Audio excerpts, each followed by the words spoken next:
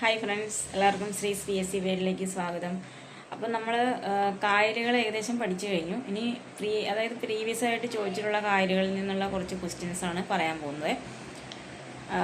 അതായത് പ്രധാനപ്പെട്ട കായലുകൾ, അതിൻ്റെ പ്രത്യേകതകൾ, അതാണ് പറയാൻ പോകുന്നത്. ഓക്കെ, എടാ, നമ്മുടെ ഹൃദയത്തിൻ്റെ ആകൃതിയിൽ കാണപ്പെടുന്നൊരു കായലുണ്ടല്ലോ, അതേതാണ്?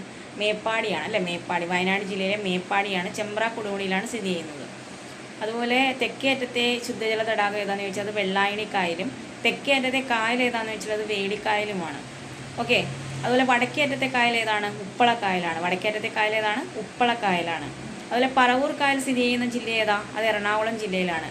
എനമാക്കൽ, മനക്കൊടി അങ്ങനെയുള്ള കായലുകളൊക്കെ സ്ഥിതി ചെയ്യുന്നത് തൃശ്ശൂർ ജില്ലയിലാണ്.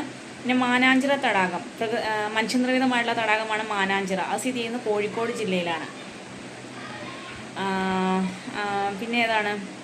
ആക്കുളം കായൽ, അഞ്ച് തെങ്ങ്, അതുപോലെ നമ്മൾ പറഞ്ഞു വേളിക്കായൽ, അതൊക്കെ സ്ഥിതി ചെയ്യുന്നത് എവിടെയാണ്? തിരുവനന്തപുരം ജില്ലയിലാണ്. ഓക്കെ, ഇതൊക്കെ പ്രധാനപ്പെട്ട ചില കായലുകളും അത് സ്ഥിതി ചെയ്യുന്ന അതിൻ്റെ അല്ലെങ്കിൽ അതിൻ്റെ പ്രത്യേകതകളുമാണ്.